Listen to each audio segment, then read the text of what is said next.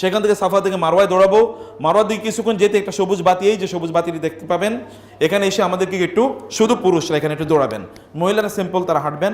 দৌড়ে গিয়ে আবার একটু সামনে গিয়ে দাঁড়িয়ে আপনি আপনার স্ত্রীর জন্য বা আপনার মা বোন যারা আছে তাদের জন্য অপেক্ষা করবেন। কিন্তু এই দুটোর মধ্যখানে দৌড়ানোর সময় কি পড়তে হয় বলেন তো? রব্বিক ফির ওয়ারহাম ইন্নাকা আনতাল আযুল আকরাম মুখস্থ করে নিতে হবে, বই দেখে পড়া যেন না লাগে। অল্প কয়েকটা দোয়া, রব্বিক ফির ওয়ারহাম, হে আল্লাহ আপনি ক্ষমা করে দিন এবং রহম করুন, কারণ ইন্নাকা আনতাল আযুল আকরাম, কারণ আপনি সবচেয়ে বেশি ইজ্জতের অধিকারী এবং সবচেয়ে বেশি সম্মানের অধিকারী।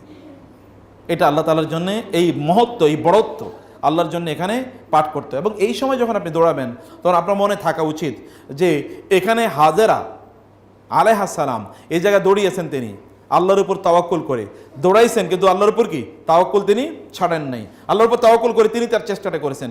কিছুক্ষণ পরে তাকে দেখেন 7 চক্করের পরে ওইখানে কি তার বাচ্চার পায়ের নিচ থেকে কি বা পায়ের কাছে পানির ফোয়ারা তৈরি, যেটা জমজমের কথা আমরা জানি।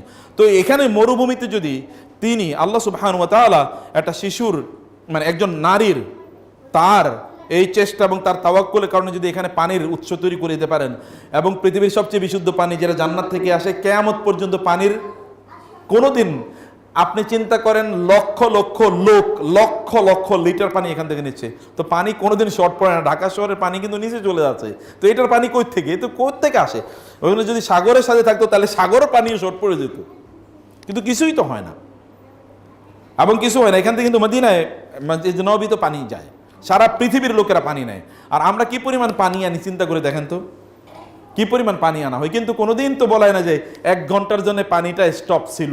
তাহলে এই পানি যখন আপনি এখানে যখন দৌড়াচ্ছেন এই জায়গাটিতে, তখন এই অনুভূতিটি নিয়ে আপনারা, বা এখানে যখন যাচ্ছেন দোয়া করছেন, এই অনুভূতিটি নিয়ে আপনারা এই সময় করবেন। মারওয়াতে যখন আপনি যাবেন, মারওয়ায় গিয়ে ঠিক সাফায় যা করেছেন মারওয়ায় গিয়ে তাই করবেন, একই কাজ। কিন্তু মারওয়া থেকে আগে বাইতুল্লাহ দেখা যেত, এখন আর মসজিদে এখন বাইতুল্লাহ দেখা যায় না।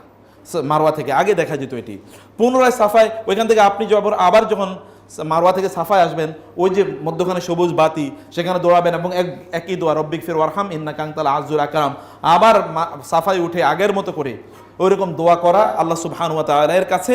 এগুলো আপনার করবেনই। এই দুইটার মধ্যখানে আপনার একটু দূরত্ব 400 মিটার, অতএব এটা কিন্তু মানে 2 বার দৌড়াইলে কি 1 কিলোমিটার হয়ে যায়, তার মানে প্রায় 3 কিলোমিটার বা 3.5 কিলোমিটার মতো আপনাকে দৌড়াতে হবে। তো দিস ইজ এ বিগ মানে জায়গা যেখানে অনেক লম্বা সময় জুড়ে আমাদের কি করতে হয়, প্রতিবার সাফাতে পৌঁছে কেবলামুখী হয়ে দোয়া করবে, এটা করা আপনাদের জন্য এটি উত্তম। এবং এখানে আপনারা 7 বার দৌড়াতে আপনাদেরকে দৌড়াতে হবে, এবং এখানে দৌড়ায় কিভাবে আপনারা দৌড়াবেন সেটা তো আপনারা জানলেন। এবং সাই শেষে যখন মারওয়া থেকে যখন আপনারা বের হবেন, বের হওয়ার রাস্তা এটা মানে ওই আবু জাহেলের বাড়ির পাশে দিয়ে কিন্তু আপনাদেরকে বের হতে, সেটা আপনি জানেন।